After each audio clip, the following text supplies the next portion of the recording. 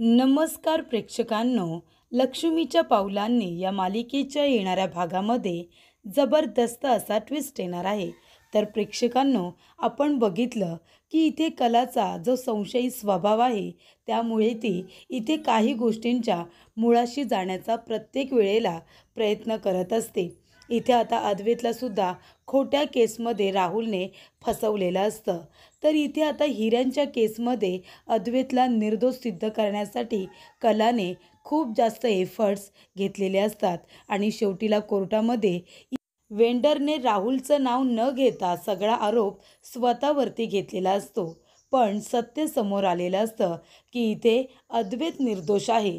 त्याने कुठल्याही प्रकारचा फ्रॉड केलेला नाहीये. त्यामुळे कोर्टाने अद्वैतला निर्दोष करार दिलेला असतो. तर अशा पद्धतीने प्रेक्षकांनो, कला एका गोष्टीच्या मागे लागते आणि त्या गोष्टीच्या मुळाशी जाण्याचा प्रयत्न करते आणि सत्य काय आहे हे बाहेर शोधून काढण्याचा प्रयत्न करत असते. जरीसुद्धा इथे वेंडरने सगळा आरोप स्वतःवरती घेतला असला तरीसुद्धा कलाला अजूनही राहुलवरती संशय आहे आणि म्हणूनच ती आता राहुलच्या पाठीमागे पडले आणि सत्य शोधून काढण्याचा प्रयत्न करते. पण इथे राहुलने आता अद्वैत आणि कला या दोघांचा काटा काढायचा ठरवलेला असतं. तर प्रेक्षकांनो, येणाऱ्या भागामध्ये इथे आता अद्वैत आणि कलाचा सरोजने जीव वाचवलेला असतो आणि इथे राहुल आणि त्याचबरोबर रोहिणी या दोघांचा प्लॅन फ्लॉप केलेला असतो. त्या दोघांचा प्लॅन उद्ध्वस्त करून तिने आपल्या मुलाचा आणि सुनेचा जीव वाचवलेला असतो.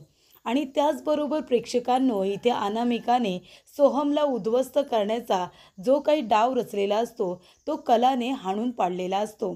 तर इथे अनामिकाचं थोबाड फोडत तिला निलेशबरोबर रंगेहात पकडत तिचा काढलेला व्हिडिओ संपूर्ण इथे आता आपल्या कुटुंबासमोर सादर करत तिने अनामिकाच्या तावडीतून सोहमला वाचवलेलं असतं. तर इथे सोहमकडून बदला घेण्यासाठी अनामिकाने त्याच्याबरोबर जे काही लग्न केलंय त्याचं सत्य आता कलाने शोधून काढलेलं असतं आणि सोहमला अनामिका आणि निलेश या दोघांच्या तावडीतून वाचवलेलं असतं. तर प्रेक्षकांनो, कशा पद्धतीने इथे सरोज येते आणि आपल्या मुलाचा आणि सुनेचा, अद्वैत कलाचा जीव वाचवते आणि त्याचबरोबर कला इथे आता अनामिकाच्या तावडीतून कशा पद्धतीने सोहमला सोडवते, आपण सविस्तरपणे बघूया. प्रेक्षकांनो, आपण बघितलं की इथे अनामिकाने कॉलेजला असताना सोहमला प्रपोज केलेलं असतं.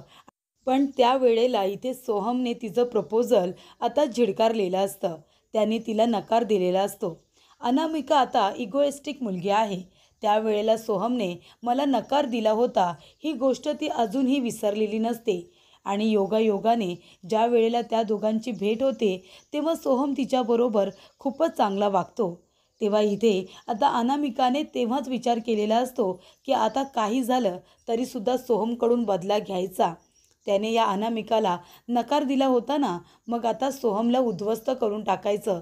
त्याचा हा साधा भोळा स्वभाव मला आवडला होता.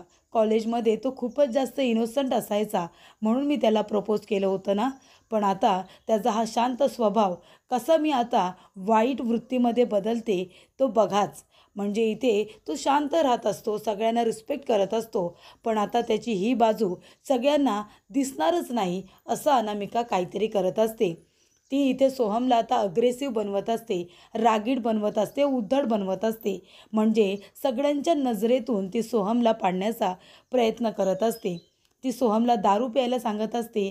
घरामध्ये तुला कशी किंमत नाही आहे, सगळेजण कसे तुला गृहीत पकडत नाहीत, या सगळ्याच गोष्टी ती आता त्याला बोलून दाखवते. तू अक्कलशून्य आहेस, तू इथे नालायक आहेस, अशा बऱ्याचशा गोष्टी ती जेव्हा सोहमला बोलते, सोहम म्हणतो, बास झाला, बास झालं, जास्त बोलायचं नाही मला. या घरामध्ये मला किंमत नाही आहे. तुला कुणी सांगितलं गं सगळेजण माझी किंमत करतात? तेव्हा अनामिका म्हणते, सांग ना, कोण करतं, कोण तुझी किंमत? बघ, या घरामध्ये तुला काही मान आहे का? मोठा निर्णय घेताना तुला कुणी विचारात घेतं का? अजिबात नाही. जे काही आहे ते अद्वैत दादा आणि जर गरज पडली तर राहुल दादा, बाकी तुला कोण विचारतंय? असं जेव्हा इथे अनामिका सोहमला म्हणते तेव्हा इथे सोहम चिडतो आणि घरातल्या लोकांसमोर इथे तो आता आरडाओरडा करतो. आणि तेव्हा मात्र जेव्हा सोहम आरडाओरडा करत असतो तेव्हा अनामिका एका कोपऱ्याला उभं राहून सगळी गंमत बघत असते. तेव्हा इथे आता अनामिकाचं म्हणणं असतं की तू इथे घरातल्या लोकांबरोबर आगाऊपणाने बोलत जा, बाहेर जा, पार्टी कर, दारू पी, या सगळ्या गोष्टी ती त्याला जबरदस्तीने करायला लावत असते. तेव्हा इथे आता सोहम चिडलेला असतो. कलाला संशय येतो. कला म्हणत असते की चांदेकर, सोहम याआधी असा कधीच नव्हता. हल्ली हल्ली तो असं वागायला लागलाय. अनामिकामध्ये आणि त्याच्यामध्ये सगळं काही व्यवस्थित असेल का? एक काम कर ना अद्वैत, तू आहे ना, तू जरा सोहमबरोबर बोल. तेव्हा अद्वैत म्हणतो, ठीक आहे, मी सोहमबरोबर बोलून घेतो. त्याचं काय खटकलंय ते मी बघतो. त्यानंतर इथे आबांनी सुद्धा अनामिकाला बोलावलेलं असतं आणि त्या अनामिकाला म्हणतात, हे बघ सूनबाई, तू या घरची सून आहेस, तू माझ्या सोहमची बायको आहेस. पण सोहम लग्नाच्या आधी खूप आनंदी राहायचा. त्याचा हा चिडचिड स्वभाव याआधी आम्ही कोणीच बघितलेला नाही आहे. पण जेव्हापासून त्याचं लग्न झालं आहे, त्याचा दोष मी तुला देत नाही आहे की या सगळ्यामध्ये तुझी काही चूक आहे. पण मग असं काय घडलं आहे लग्न झाल्यानंतर की तो इतका चिडचिडा झाला आहे? मी त्याला समजावल्यानंतर, रजनीने त्याला समजावल्यानंतर तो तुझ्याबरोबर तिथून चांगला वागतोय ना, तुझ्याबरोबर तो वेळ घालवतोय ना. मग ह्या सगळ्या गोष्टी जर चांगल्या घडत आहेत, मग आता पाणी कुठे मुरतंय? तर इथे आता सोहमच्या अशा वागण्यामागे काय कारण आहे हे तुला शोधलं पाहिजे आणि बायको म्हणून त्याला समजून घेतलं पाहिजे. त्याच्या मनामध्ये नक्की काय चाललंय हे तुला आता शोधून काढलं पाहिजे. ही जबाबदारी बायको म्हणून तुझी आहे. तो जर आरडाओरडा करतोय ते करण्यामागे नक्की कारण काय आहे? कारण लग्नाच्या आधी आमचा सोहम असा अजिबात नव्हता. तेव्हा इथे आबांनी सुद्धा अनामिकाला खडे बोल सुनावलेले असतात. कारण सोहमचा स्वभाव कसा आहे हे आबांना चांगलं माहिती आहे. त्यानंतर प्रेक्षकांनो, इथे आता अनामिकाने दुसरा प्लॅन केलेला असतो. तिने पुन्हा आपल्या मित्राला निलेशला सांगितलेलं असतं की आपल्याला आता आपला दुसरा डाव टाकायचा आहे. ती म्हणत असते की आता पुन्हा एकदा सोहम दारू प्यायला येईल. त्याला भरपूर दारू पाज, इतकी दारू पाज की पहिल्यापेक्षाही जास्त. तेव्हा इथे आता निलेशने तेच केलेलं असतं. हवी तेवढी दारू सोहमला पाजलेली असते. आणि इथे अनामिका ज्या वेळेला सोहम आता घरी येणार असतो असं निलेशने सांगितलेलं असतं मेसेज करून की आता सोहम घरी येतोय, त्याला मी बाहेर सोडलं आहे, तेव्हा अनामिका हॉलमध्ये फक्त कला नाही आहे ना याची खात्री करून घेत असते. कारण कलाने सोहमला दारू प्यायलेलं बघितलं तर मग ती सोहमला नक्कीच समजावेल हे बरोबर आता अनामिकाला माहिती असतं. म्हणून ती कलाला तिथे असेल तरी रूममध्ये पाठवत असते आणि त्या ठिकाणी घरची दुसरी व्यक्ती कोणीतरी असायला हवे याचा विचार करत असते. म्हणजे रजनी, आबा या लोकांना ती तिथे आता बघत असते आणि तेव्हा तिथे रजनी असते. रजनीला म्हणत असते की आई, बघताय ना तुम्ही, सोहमचं वरवरचं पिणं आता खूपच जास्त वाढत चाललं आहे. तेव्हा इथे ती मुद्दामून आता रजनीसमोर ती खूप चांगली आहे असं दाखवत असते आणि सोहम किती वाईट आहे हे सुद्धा ती दाखवत असते. सोहम दारू प्यायला लागला आहे, वाईट संगतीला लागला आहे. तेव्हा रजनीला कळत नसतं की आपला मुलगा तर इतका गुणी, दारू वगैरे त्याला तर अजिबात आवडतच नाही आणि तो दारू पिऊन कसा काय येऊ शकतो. पण तरीसुद्धा रजनीला आपल्या मुलाची खूप काळजी वाटत असते. तिला खूप त्रास होत असतो जेव्हा ती सोहमला दारू पिऊन आलेलं बघते. त्यानंतर प्रेक्षकांनो, इथे अनामिका सोहमला आता कलाच्या नजरेतून वाचवण्याचा प्रयत्न करत असते. पण शेवटीला कला सोहमला बघते. ती बघते इथे सोहम दारू पिऊन आलाय आणि इथे आता ती मुद्दामून जे अनामिका आहे त्याला रूममध्ये घेऊन जाते. तेव्हा इथे कला हळूच त्यांच्या रूमच्या बाहेर उभी राहते आणि तेव्हाच प्रेक्षकांनो, इथे आता अनामिका रूममधून लगेचच बाहेर निघून येते आणि अंगणामध्ये येऊन ती निलेश बरोबर फोनवरती बोलत असते. ती म्हणत असते की निलेश, वा, म्हणजे काय काम केलेस तू, सोहमला अगदी चांगलीच दारू पाजली आहेस. ह्या वेळेला सोहमला आता कुणीही वाचू शकत नाही. तो त्याच्या माणसांच्या नजरेतून आता पडत चाललाय. अनामिका म्हणते की त्याची आई तर रडायलाच लागली आपल्या मुलाला या अवस्थेमध्ये बघून. आता उद्यापासून सुद्धा आपल्याला हेच करायचं आहे. त्याला आपल्याला पूर्णपणे आता बेवडा करायचा आहे, बेवडा. दारू पिऊन पिऊन घरच्या लोकांना त्याने त्रास दिला पाहिजे. म्हणजे आता सगळेजण लहान मुलगा म्हणून लाड करतात ना, तेव्हा मात्र सगळ्यांनी त्याचा तिरस्कार केला पाहिजे की आपला लहान मुलगा अति लाडाने वाया गेला. त्याच्यामुळे सगळ्यांनी त्याला अजून दुर्लक्षित करायला पाहिजे. कोणीही त्याला काडी मात्र इथे आता अजिबात महत्त्व देता कामा नये अशी इच्छा इथे आता अनामिकाची असते. आणि प्रेक्षकांनो, अनामिका जेव्हा निलेश बरोबर या सगळ्या गोष्टी बोलत असते तेव्हा कलाने ते बोलणं ऐकलेलं असतं. कला सगळं तिचं बोलणं ऐकते आणि कलाला कळतं की हे सगळं अनामिका जाणून बुजून करते का. म्हणजे सोहम आधी तर खूप चांगला होता, हॅपी होता आणि आत्ताच तो असं का वागायला लागला आहे. त्यानंतर प्रेक्षकांनो, इथे आता अनामिका मुद्दामून त्याच्याबरोबर चांगलं बोलण्याचं नाटक करत असते. ती म्हणत असते की आता आपल्याला बाहेर जायचं आहे ना, बाहेर तर जावं लागेल, कारण तिला आता निलेशबरोबर पुन्हा इथे त्याला पाठवायचं असतं सोहमला आणि त्याला इथे दारू पिऊन घरी बोलवायचं असतं. पण प्रेक्षकांनो, कलाने आता बोलणं ऐकलेलं असतं. त्यामुळे कला इथे आता बरोबर सोहमच्या आणि त्या मुलीच्या अनामिकाच्या मागावरती असते. पण इथे आता कला सोहमला अजिबात निलेशला भेटू देत नाही. कारण काढून त्याला घरी पाठवते.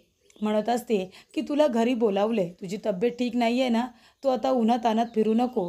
त्यामुळे इथे अनामिकाला सुद्धा ती घरी पाठवते, त्या निलेशला भेटू देत नाही. तेव्हा इथे कला आणि अद्वैत दोघेजण आता घरामध्ये रूममध्ये बसलेले असतात. तेव्हा ती म्हणत असते की चांदेकर, मला अनामिकावरती संशय येतोय रे. काल रात्री मी तिचं बोलणं ऐकलं. ते कुणाला तरी म्हणत होती की असंच आता आपलं प्लॅनिंग आपल्याला सुरू ठेवायचं आहे. सोहमला आपल्याला जास्तीत जास्त दारू पाजायची आहे. तो पूर्णपणे दारूमध्ये असा वेडा झाला पाहिजे, घरातल्या लोकांनी त्याला विचारलं नाही पाहिजे, असं ती काहीसं म्हणत होती. तेव्हा इथे अद्वैत म्हणतो, तू नक्की ऐकलेस का? नाहीतर तुझ्या मनामध्ये प्रत्येकाला बघून फक्त आणि फक्त संशय येतो. तुझा संशयी स्वभाव झाला आहे. तेव्हा ती म्हणते, असू दे, माझ्या या संशयी स्वभावामुळेच आहे ना बऱ्याचशा गोष्टी आपल्याला कळतात. कळलं का? तो वेंडरसुद्धा आपल्याला असाच हाती लागला, विसरू नकोस. तेव्हा इथे अद्वैत म्हणतो, बरं ठीक आहे, ते आपण नंतर बघू की त्यांचं काय चाललं आहे ते. आधी मी तुझ्यासाठी काहीतरी सरप्राईज प्लॅनिंग केले. ती म्हणते, काय आहे सरप्राईज? तो म्हणतो, तू बाहेर जा, थोड्या वेळाने तुला कळेल. तेव्हा कला बाहेर जाते. तेव्हा इथे अद्वैतने वेगळं सरप्राईज प्लॅन केलेलं असतं. पण जेव्हा तो कलाला बोलवायला जातो त्यानंतरला त्याला एक फोन येतो. तो फोनवरती बोलत बाजूला उभा असतो आणि तेव्हा त्यांच्या रूममध्ये कुणीतरी सजावट केलेली असते. तेव्हा प्रेक्षकांनो, आता सजावट करणारी व्यक्ती कोण? तर इथे आता सगळ्यांना वाटेल की अद्वैतने कलाला सरप्राईज दिला असेल, हे असं डेकोरेशन वगैरे करून. त्यांची रूम इथे अगदी हनीमून स्वीटसारखी सजवलेली असते आणि हे कारस्थान असतं राहुलचं आणि त्या रोहिणीचं. कारण का कला राहुलच्या मागे हात धुवून पडलेली आहे. तिला काही करून हे शोधून काढायचं आहे की हिऱ्यांच्या अदलाबदलीमध्ये कुठे ना कुठेतरी राहुलचाच हात आहे. हे सगळं राहुलने केलं आहे, पण वेंडरने हे सगळं स्वतःवरती घेतलं आहे. तेव्हा इथे राहुलने त्यांची रूम इथे सजवलेली असते. पण प्रेक्षकांनो, ज्या वेळेला कला अद्वैत त्या रूममध्ये येतात तेव्हा कला म्हणते, हे काय रूम काय एवढी सजवली आहेस? तुझ्या मनामध्ये नक्की चाललं आहे काय? तेव्हा अद्वैत म्हणतो, हे बघ खरे, माझ्या मनामध्ये काहीच नाही आहे. हे सरप्राईज मलासुद्धा आत्ताच दिसतं आहे, हे मी केलेलं नाहीच आहे. तेव्हा कला म्हणते, तू केलेलं नाही आहे म्हणजे? आणि अचानक दोघांमध्ये वाद सुरू होतो. तेव्हा कला म्हणते, चांदेकर, तुला कसला तरी वास येतोय का रे? तर तिथे पडदे जळत असतात.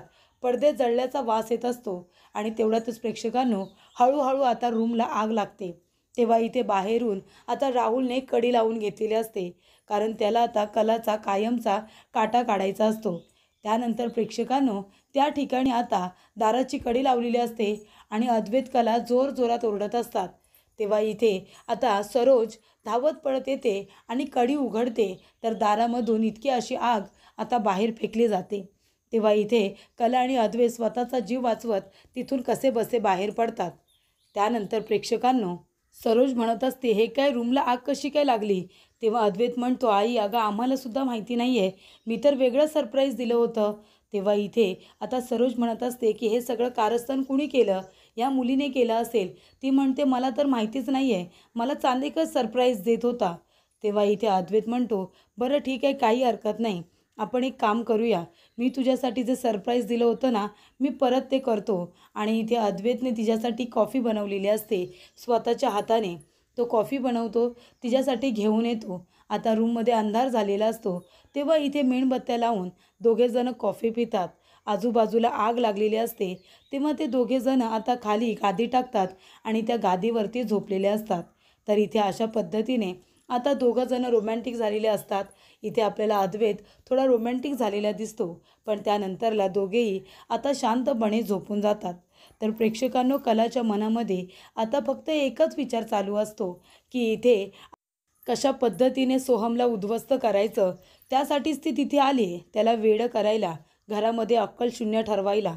तेव्हा ती इथे ठरल्याप्रमाणे निलेशला पुन्हा फोन करते आणि म्हणत असते की निलेश, मला तुला भेटायचं आहे. आता पुढचं जे काही प्लॅनिंग आहे ना ते भेटूनच करूया. आत्तापर्यंत सोहमला दारू वगैरे तर आपण खूप पाजली, पण यापुढे त्याला आता घरामध्ये आपल्याला पूर्णपणे साईडलाईन करायचं आहे आणि त्यामुळे आपलं भेटणं गरजेचं आहे. तेव्हा इथे आता ती सोहमला म्हणत असते की माझं महत्त्वाचं काम आहे, तेव्हा मला बाहेर जायचं आहे. तेव्हा सोहम म्हणतो चल मी पण येतो तुझ्याबरोबर. ती म्हणते नाही त्याची काही गरज नाही आहे, मी जाईन. आणि त्याच्या आधी इथे आता रात्रीच्या वेळेला सोहम निलेशला भेटून निलेशने आपलं काम केलेलं असतं. तो खूप जास्त दारू ऑलरेडी प्यायलेला असतो. पण आता फक्त दारूवरती भागवायचं नाही आहे, तर अजून बऱ्याचशा गोष्टी तिला करायच्या असतात. तेव्हा निलेशला ती म्हणते की आपल्या नेहमीच्या आता कॉफी शॉपमध्ये आपण दोघेजणं भेटतोय. तेव्हा निलेश म्हणतो ये, मी पण तुझी वाट बघतोय. तर इथे निलेशसुद्धा सोहमचा आता मित्र नाही तर दुश्मनच असतो, कारण दोघेही फक्त सोहमला उद्ध्वस्त करण्याचं प्लॅनिंग करत असतात. कलाने इथे तिचं अनामिकाचं बोलणं ऐकलेलं असतं आणि कला म्हणते की ठीक आहे, त्या कॉफी शॉपमध्ये तू जातेस का? आता मी तुला सोडणार नाही आहे. सोहम बिचारा साधा भोळा मुलगा लग्न झाल्यापासून इतका विचित्र वागतोय. त्याच्या अशा वागण्यामागे नक्कीच तुझा काहीतरी हात असणार आहे, त्याशिवाय तो असं वागणार नाही, असं अनामिका म्हणते. सोहमवरती कुठला राग काढतेस ना तू, ते मला आता बघायचंच आहे. तेव्हा इथे निलेश आणि त्याचबरोबर इथे अनामिका दोघेजणं कॉफी शॉपमध्ये भेटतात. अगदी एकमेकांना भेटल्या भेटल्या मिठी मारतात. दोघेही खूप वर्षांनी भेटल्यासारखे एकमेकांना भेटत असतात, कारण दोघेही आनंदी असतात ना. सोहमला उद्ध्वस्त केल्यामुळे त्यांच्या इगोइस्टिक मनाला समाधान मिळालेलं असतं. प्रपोज केल्यानंतर मला नकार का दिला, हा आता राग तिने मनामध्ये ठेवत इथे सोहमबरोबर बदला घेण्यासाठी लग्न केलेलं असतं. आणि इथे कलाने आता बोलणं ऐकल्यामुळे कलासुद्धा इथे अद्वैतला काही सांगत नाही, कारण अद्वैत तिला थांबवेल म्हणून ती स्वतः पाठलाग करत अनामिकाच्या मागे जाते. आणि अनामिका आणि जेव्हा तो मुलगा निलेश दोघेजणं बोलत असतात तेव्हा त्यांना बोलताना बघते.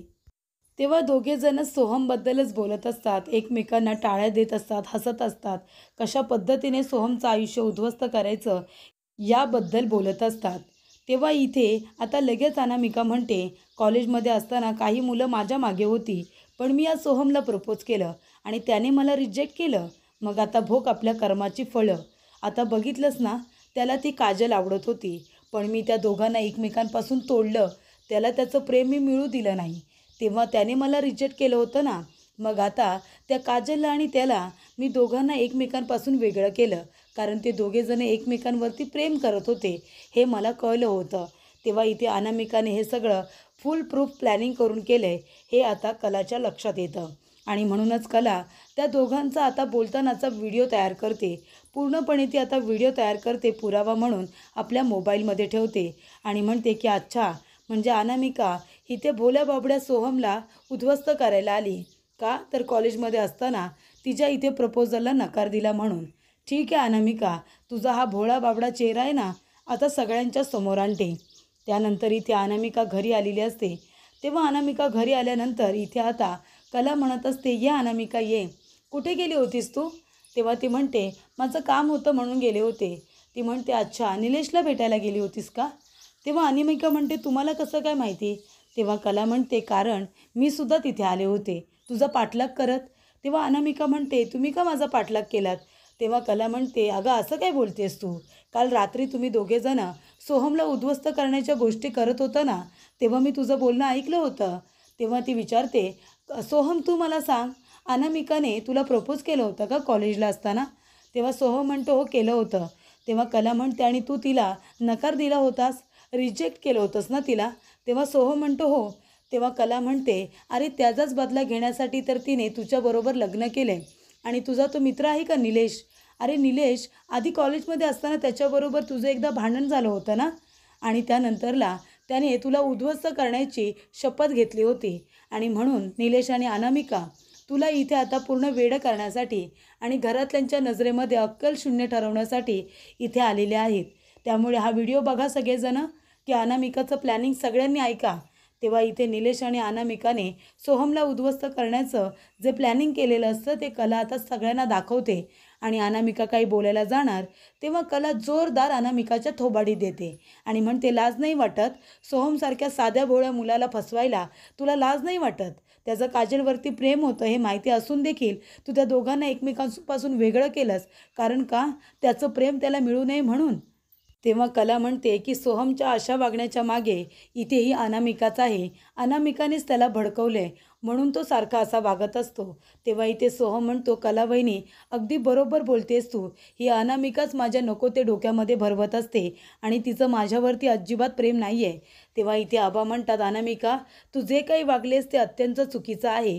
तुला जर इथे सोहमला उद्ध्वस्त करण्यासाठी तू जर आली असशील तर आताच्या आता या घरातून निघून जा. तुझ्यासारख्या मुलीला आमच्या घरामध्ये जागा नाही आहे. आता इथे मोबाईलमध्ये व्हिडिओ दाखवल्यानंतर सगळ्यांना अनामिकाचा खरा चेहरा समजतो. इथे आता कलाने तिच्या थोबाडीसुद्धा दिलेली असते आणि सगळ्यांनी मिळून तिला घरातून बाहेरसुद्धा हाकलून दिलेले असते.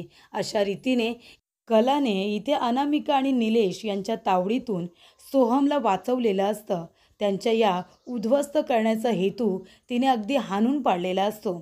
आणि मग अनामिकाला घरातून बाहेर काढल्यानंतर सोहमची या सगळ्यामध्ये काहीही चूक नाही आहे हे आता कलाने सगळ्यांना पटवून दिलेलं असतं आणि सोहमची बाजू मांडलेली असते.